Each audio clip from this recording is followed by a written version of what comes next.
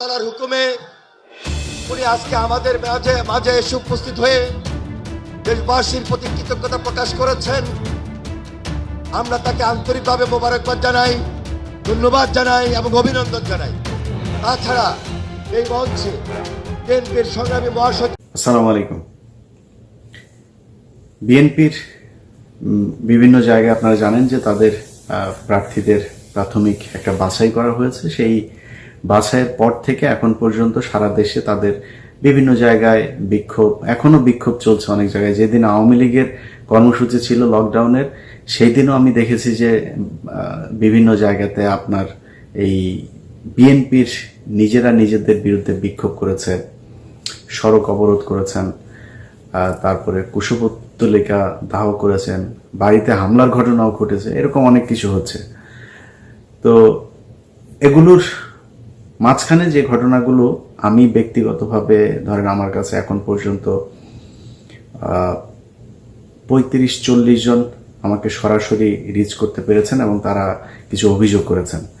যে অভিযোগগুলোকে যদি ক্যাটাগরিক্যালি আমি যদি সাইট করি, 3 বা 4টা পয়েন্ট কমন। 1 নাম্বার হচ্ছে চাঁদাবাজি করেছেন, 2 নাম্বার হচ্ছে দলের ক্রান্তিকালে তিনি কোনো অবদান রাখেন নাই, তখন আওয়ামী লীগের লোকজনের সাথে তিনি চলে তারপরে নিজের গদি বাঁচিয়েছেন। তারপরে 3 নাম্বার হচ্ছে তিনি টাকা পয়সা দিয়ে তারপরে মনোনয়ন নিয়েছেন। এই কথাগুলো কিন্তু আমি বলিনি। আমার কাছে আপনাদের এই মনোনয়ন বাছাইয়ের পর থেকে এ পর্যন্ত আমি যতটুকু চেক করেছি, আমার ইমেলে আমি আমার ফেসবুকে একটা পোস্ট করেছিলাম বিভিন্ন জায়গা থেকে ফোন আসার প্রেক্ষিতে যে আপনাদের এলাকায় যারা প্রার্থী হিসাবে বাছাই হয়েছে তাদের ব্যাপারে আমাকে তথ্য জানান। আমি সবগুলো ইমেল এখনো চেক করতে পারি নাই। অবশ্যই সবগুলো ইমেল চেক করব, বিশেষ করে গত 5-6 দিনের ইমেলগুলো সব দেখার চেষ্টা করেছি। আরও যেগুলো বাদ আছে সেগুলো আমি অবশ্যই দেখব। আপনারা কে কি পাঠিয়েছেন কোন প্রার্থীর ব্যাপারে এগুলো থাকবে। এখন অনেকে আবার ইমেল করার সময় একটা জিনিস করেন যে ইলিয়াস ভাই আমি কিছু জিনিস পাঠাইতে চাই, পাঠান। আমি কি আপনাকে এখানে পাঠাবো? ওইখানেই তো পাঠাবেন। আমার ইমেল আমার অ্যাক্সেস সেখানে, আপনার এটা নিয়ে চিন্তা করার কিছু নেই। আমার কাছ থেকে আপনার তথ্য কারোর কাছে যাবে না। তা আমি সেখানে অন্তত আমার নিজের দেখা 5-6 জনের, সবশেষ কিছুক্ষণ আগে ময়মনসিংহের একজনের, নেত্রকোনার একজনের উলঙ্গ ভিডিও। তো এই উলঙ্গ ভিডিও আসলে আমি আপনাদেরকে আগে বলেছি যে আওয়ামী লীগ এবং ইন্ডিয়ার সংশ্লিষ্টতা যদি না থাকে, আমি মুক্তিযুদ্ধ টুদ্ধ নিয়ে বেশি চেতনা মেতনা যেগুলো না দেখায়, এরা উলঙ্গ টুলঙ্গ হইলে আমার এগুলি নিয়ে আমি করি না। তো সেগুলোও দিয়েছে। আর এর বাইরে যত তথ্য, এই যে 3-4টা পয়েন্টের কথা বললাম, আওয়ামী লীগ সংশ্লিষ্টতা, টাকা দিয়ে মনোনয়ন নিয়েছেন, তারপরে তিনি চাঁদাবাজি করেন, এই কমন জিনিসগুলো কারা দিয়েছেন? আমাকে যারা ফোনে রিচ করতে পেরেছেন তাদের সবাই বেশিরভাগই ওই আসনের মনোনয়ন চেয়েছিলেন, তিনি মনোনয়ন পান নাই। তো না পেয়ে তিনি এখন আমাকে এই নালিশগুলো করছেন, এগুলো যেন আমরা প্রচার করি, অর্থাৎ তার প্রতিপক্ষ যিনি মনোনয়ন পেয়েছেন, বাছাই হয়েছেন, তার ব্যাপারে আমি যেন এটা প্রচার করি। এটা সত্যি কথা বলি, আজকে আপনারা যারা এগুলো বলার জন্য দিচ্ছেন, এই কথাগুলি যদি এই মনোনয়ন বাছাইয়ের ঠিক 1 দিন আগে যদি আমি বলতাম, আপনি তখন আমাকে গালি দিতেন, তুই তো একটা জামাত শিবিরের লোক। এখন আপনারাই কিন্তু এই কথাগুলো বলছেন। আমি টাকা পয়সার বিষয়টা আমি পারমিশন নিয়েই করেছি যে বেশ কয়েকজনের, আমি এই পর্যন্ত সম্ভবত 20-22 জনের ফোন রেকর্ড নিয়েছি, তাদের পারমিশন নিয়েছি। এই হচ্ছে মনোনয়নের অবস্থা। এটা বিএনপির লোকজনের, আমি ভাই কিছু বললাম না। আমি এই মুহূর্তে বিএনপির ব্যাপারে অনেকেই হয়তো মনে করে যে কিছু মানুষ, খুব স্বল্প সংখ্যক কিছু মানুষ মনে করে আমি বোধহয় বিএনপিকে পচানোর জন্য বোধহয় উঠে পড়ে লেগেছে। আমি আসলে বিএনপি জামাত কোনো কারোর ব্যাপারে বিশেষ আমার মানে আনুকূল্য কিংবা বিশেষ ভালোবাসা, বিশেষ কি বলবো যে ঘৃণা, কোনো কিছুই নাই। অতএব আমি অনেক কিছু আছে ভাই, সেগুলো চালাইতে চাই না, যেগুলো দেইও না, কারণ নিজেকে এখন কিছুটা বাঁচায় চলি। আপনারা আমার খারাপ মনে করলে করতে পারেন, কিছু বলার নাই।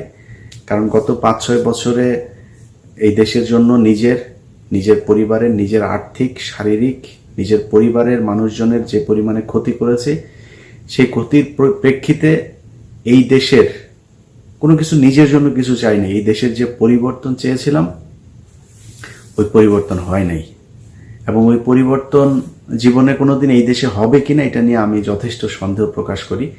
এই দেশের কোনো একটা অভিশাপ আছে বোধহয়, যে কারণে এখানে এটা মনে হয় হবে না। বিরাট একটা সুযোগ এসেছিল, সেই সুযোগ কাজে লাগেনি। সবখানে একই অবস্থা চলছে। এই পুরো বিপ্লবের আসিফ নজরুল নিজে একাই অর্ধেক শেষ করিয়া দিয়েছেন।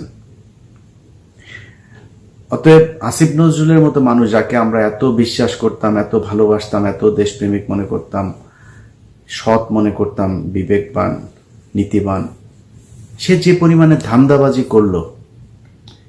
আইন মন্ত্রণালয়ের অধীনে, এই যে নিবন্ধন শাখার অধীনে আপনার সাব রেজিস্ট্রার, ক্রাইম এডিশন গতকালকে সেটা নিয়ে প্রোগ্রাম করেছেন। সেখানে দেখলাম আইন মন্ত্রণালয়ে আসার পরে তাদের ওইখানকার কিছু কিছু মানুষের বক্তব্য যে আসিফ নজরুল নিজে এটার সাথে জড়িত। সে এই সাব রেজিস্ট্রার, যারা কিনা 2 বছর বয়সে দেখিয়েছে সে নাকি মুক্তিযোদ্ধা ছিল, 4 বছর, 5 বছর, 6 বছর বয়সে মুক্তিযোদ্ধা ছিল, এটা দেখিয়ে তারা এই চাকরিগুলো আওয়ামী লীগ দিয়েছিল। আওয়ামী লীগ দিলে এখন এই সরকার এসে তো সেটা দেখবে। প্রতি বছর আমাদের দেশে 24,000 কোটি টাকা আমাদের খরচ, 24,000 কোটি টাকা আমাদের এই ভুয়া মুক্তিযোদ্ধাদের পেছনে খরচ। কিছু করেন নেই। সাব রেজিস্ট্রাররা কেউ 50 লাখ, 60 লাখ, 70 লাখ, একজন 7 কোটি টাকা দিয়েছে। তারা অবসরে খালি তারা নিয়ে একটু বেশি ঘাটাঘাটি হয়েছিল, সে জাস্ট তারা যেন সুষ্ঠুভাবে অবসরে পাঠানো হয়, 7 কোটি টাকা দিয়ে অবসরে গিয়েছেন। যারা অবসরে গিয়েছে তাদের খুঁজে বের করেন, যারা আছে তাদেরকে খুঁজে বের করেন। আমার ক্রাইম এডিশন এটা সবকিছু খুঁজে বের করেছে, কোনো খবর নেই। যাই হোক, এই চুরি পাটপাড়ি ধুমায় চলছে। আজকে একজন উপদেষ্টার এপিএস এর ব্যাপারে পত্রিকায় খবর দেখলাম। যারে ভালো মনে করেছি, যার এই সব কয়টা কোন শালা চোর চুরি করতে করতে দেশটারে ধ্বংস করে দিল। আমি ভাই এত বিশাল আকারের এই নেলসন ম্যান্ডেলা হইতে যায়নি। যে আওয়ামী লীগের একটা খারাপ পরিস্থিতি ছিল, এই দেশটার বিরুদ্ধে আরেকটা দেশের যুদ্ধ চলছিল তখন, যে কারণে মনে করেছি যে এটা জেহাদ হিসাবে নিয়েছিলাম। যাই হোক, আল্লাহর উপরে ভরসা করে তারপরে অনেক কিছু করেছে। অনেক ভাই, আমি খুবই ছাপোষা পরিবারের একজন সন্তান। আমার বাবা মা ভাই বোন, আমার 14 গোষ্ঠীর মধ্যে বিশাল আকারের ক্ষমতা সম্পন্ন রাজনীতিবিদ কিছু নাই। আমার মতো জায়গা থেকে আমি যতটুকু করেছি এটা আল্লাহর কাছে শুকরিয়া, কিন্তু এখন আর করতে চাই না। যে কারণে বিএনপির বিষয়ে খুব হিসাব করে কথা বলি। বিএনপিকে নিয়ে যদি কেউ মনে করেন যে আমি বোধহয় বিএনপির ব্যাপারে খুব বিরাট আকারে, কিন্তু সমালোচনাগুলো যদি নিতে না পারেন, এটা আপনাদের জন্য সমস্যা হবে। আপনি এই গেল 1.5 বছরের ভেতরে আমি গত কয়েকটা ঘটনা বলি। ধরেন মির্জা ফখরুল 2 দিন আগে কি বলল, যে তারা যদি ক্ষমতায় আসে তারা আওয়ামী লীগের সব মামলা প্রত্যাহার করে নেবে। সেটা সে আবার ব্যাখ্যা দিয়েছে বিভিন্ন জায়গায়, কিন্তু ব্যাখ্যাটা হয় নাই। আপনি কোথাও যদি কিন্তু দাড়ি কমা কোনো কিছু দেন নাই। আপনি বলেছেন তাদের মামলা প্রত্যাহার করে নেওয়া হবে। আপনি প্রত্যাহার করার কে? শেখ মুজিবের মূর্তি ভাঙলে আপনার এক পাশের বিচিতে নাকি ব্যথা করে। আপনার এত ব্যথা কেন? বুকে চিনচিন করে আপনি এইসব কথাবার্তা বলেন। আপনি কয়দিন আগেও আপনার আওয়ামী লীগকে ছাড়া আপনি নির্বাচনে যেতে চান না। নির্বাচনে আপনি আওয়ামী লীগকে চান, আপনি চুপ্পুকে চান, আপনি ওয়াকারকে চান, আপনি হা না ভোট চান না। আপনাদের সাথে জনগণের এত সাংঘর্ষিক অবস্থা কেন? যা যা হচ্ছে, যা যা ছিল, আওয়ামী লীগ যা করতো সব কটা চরিত্র বিএনপির উপরে। ছাগল চুরি করে ধরা পর্যন্ত বেশি দিন, 1 বছরও ক্ষমতায় যায় নাই বিএনপি এখনো। সেই আওয়ামী লীগের, ছাত্রলীগের, যুবলীগের যে ছাগল চুরি করে পর্যন্ত ওরা ধরা খেয়েছে। আর কি বাকি আছে আপনাদের? বাংলাদেশের মানুষ বোধহয় ওই মেজাজে নাই। আগের মতো সেই ধান্দাবাজি করে তারপরে মনোনয়ন বাণিজ্য করে তারপরে করবেন। আমি এগুলোতে এই যে জিনিসগুলো আছে না, এটাতে আমি চেষ্টা করছি, মানে বোঝার চেষ্টা করছিলাম যে মনোনয়নটা যে মন মতো হয় নাই। এখানে দেখলাম যারা ভারতপন্থী সব কটার মনোনয়ন পেয়েছে, সবাই পেয়েছে মনোনয়ন, যারা যারা ভারতপন্থী। তো আমি বোঝার চেষ্টা করছিলাম যে এই যে মনোনয়নের নমিনেশন আপনারা যেটা শুনলেন, এরকম সবাই কিন্তু কেউ মানে বিভিন্ন জনের নাম ধরে ধরে বলেছে আমাকে যে কারা কারা এই টাকাগুলো নিয়েছেন। একজন ব্যক্তি, তিনিও লন্ডনে থাকেন, তিনি একজনের কাছ থেকে 3.5 কোটি টাকা চেয়েছিলেন, 3.5 কোটি বা 3 কোটি টাকা চেয়েছিলেন। তো এই করার পরে, টাকা দেওয়ার পরে 65 লাখ টাকা, 70 লাখ টাকা সে চেয়েছিল অ্যাডভান্স, 65 লাখ টাকা দিয়েছিল। দেওয়ার পরে তিনি মনোনয়ন পান নাই, তখন তিনি টাকা ফেরত চাচ্ছেন, এখন সে টাকাও ফেরত দিচ্ছে না। তো ভাই, আপনি যদি আমার, যে ব্যক্তিকে বলছে, আপনি যদি আমার ভিডিও দেখে থাকেন, কোনো টাকাটা দিয়ে দিন। আপনার অডিও টডিও কিন্তু আমার কাছে রেকর্ড আছে, সো টাকাটা ফেরত দিয়ে দিন। এখন এই যে জিনিসগুলোর সাথে কি তারেক রহমান নাম ভাঙানো হয়, তারেক রহমানের নাম ধরে তারপরে বলা হয় যে ওইখানে টাকা দিতে হবে। আমি মনোনয়নের এখানে অনেক মানুষ আছে যারা মনোনয়ন পান নাই, এদের অনেককে তারেক রহমান বলেছেন যে আপনি প্রস্তুতি নেন, তারা মনোনয়ন পান নাই, তাদেরকে বাছাই করা হয় নাই। তার মানে এই যে মনোনয়নগুলো দেওয়া হয়েছে, এই মনোনয়নগুলো এমন একটা জায়গা থেকে দেওয়া হয়েছে যে জায়গাগুলোতে তারেক রহমানেরও কোনো নিয়ন্ত্রণ ছিল না। তাহলে সেই জায়গাটা কোথায়, এইটা খুঁজে বের করতে হবে। তো এখন যেটা বলবো যে আমার এখানে কয়েকদিন আগে জামাতের আমিরের সাথেও আমি সাক্ষাৎ করেছিলাম।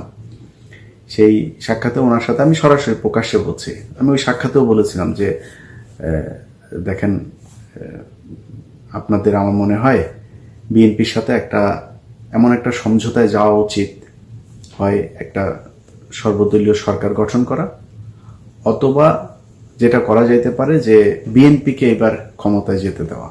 কিছু কিছু এগ্রিমেন্ট আপনাদের ভেতরে থাকবে, বিরোধী দল হিসেবে আপনারা থাকবেন, পরের বার নির্বাচনে যা হয় হোক, এবার বিএনপিকে আপনারা যেভাবে ক্ষমতায় নিয়ে আসেন। কারণ এখন ইসলামী একটা দল আসলে এটা নিয়ে আবার আন্তর্জাতিকভাবে এরা সারাদিন এগুলো নিয়েই থাকে, হাসিনার কাজই তো খালি এগুলো। আমি নিজেও বলেছিলাম, বিএনপি আসলে ক্ষমতায় যেতে চায় কিনা এটা নিয়ে আমার যথেষ্ট সন্দেহ আছে।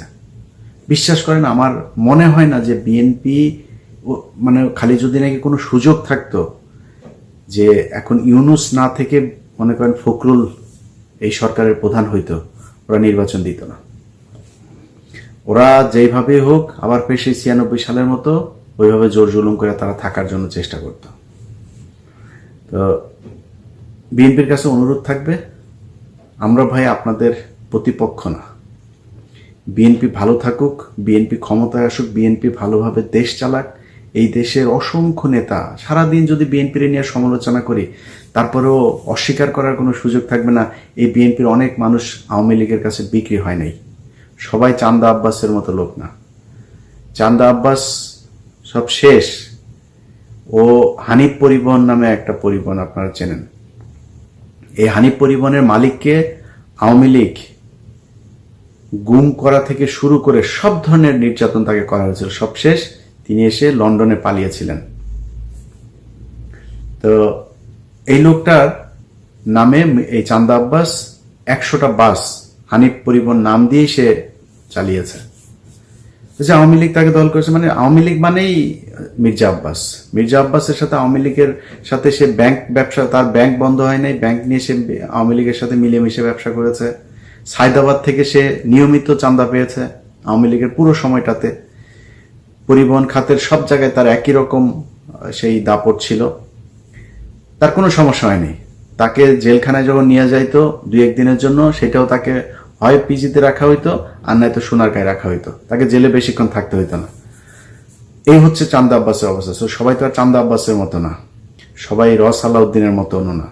এই বিএনপিতে অনেক ত্যাগী নেতা আছে, তাদের জন্য একদম যে বিএনপির বিরুদ্ধে কথা বলবো সেটা বলতেও পারি না। আমরা চাই এই দলটা সুন্দরভাবে নির্বাচনে অংশ নিক। হ্যাঁ ভোট না ভোটে আপনাদের সমস্যা কোথায় ভাই? আপনার বিপক্ষে যে আপনি যেটা চান জনগণ যে সেটা বিপক্ষে দিবে আপনি জানলেন কিভাবে আগে? যদি মনেই করেন জনগণ আপনার ওইটার বিপক্ষে, আপনি যেটা চাচ্ছেন সেটার বিপক্ষে, তাহলে আপনি জনগণ যেটা চায় সেটা করেন না কেন? জনগণের পক্ষে তো আপনার রাজনীতি করেন, তাহলে ওইটা করেন। যদি মনে করেন যে না জনগণ জামাতকে চায়, জামাত যেটা বলবে সেটা শুনবে, তাহলে আপনার বুঝতে হবে আপনি রং প্লেসে আছেন।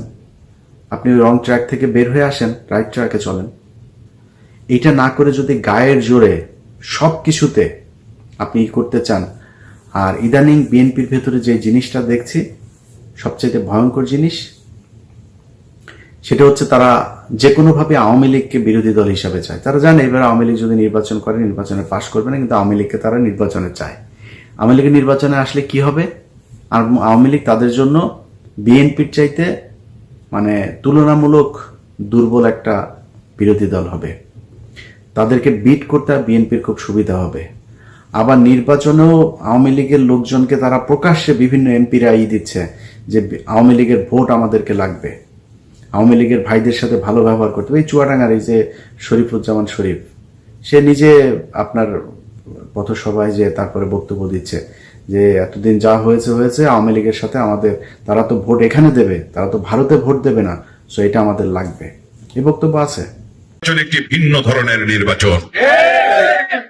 আমরা যাদের সাথে প্রতিদ্বন্দ্বী করে এসেছিলাম, যাদের সাথে রাজনৈতিক প্রতিদ্বন্দ্বিতা ছিল, তারা মাঠে নাই। তাদের ভোট কি ইন্ডিয়াতে দেবে? কোথায় দেবে? যার যার জায়গায় শেষে দেবে না? হ্যাঁ, তাহলে আপনাদের এই আচরণে ওই ভোট কি আপনার বাক্সে আসবে না জামাতের বাক্সে চলে যাবে? কার বাক্সে যাবে? তাহলে কি আচরণ কি আপনি ঠিক আছে না ঠিক নাই এটা বলেন? ঠিক আছে? এটা সারা দেশের চিত্র। আমার যা বিশ্বাস যে এই যে ফজা পাগলাকে আপনার মনোনয়ন দিয়ে আমি যেটা বুঝতে পেরেছি যে বিএনপি চাচ্ছে যে আওয়ামী লীগ তাদের সব ভোটগুলো তাদের লাগবে। ভাই, আওয়ামী লীগের ভোট দিয়ে আপনি নির্বাচনে জিততে পারবেন না। ঢাকা বিশ্ববিদ্যালয়ে দেখেন নাই এই যে সুইং ভোটার, সাধারণ মানুষ সব দেখছে, এবং আওয়ামী লীগের সব ভোটও আপনারা পাবেন না। কারণ আওয়ামী লীগের গার্মেন্টস দখল করেছে কারা?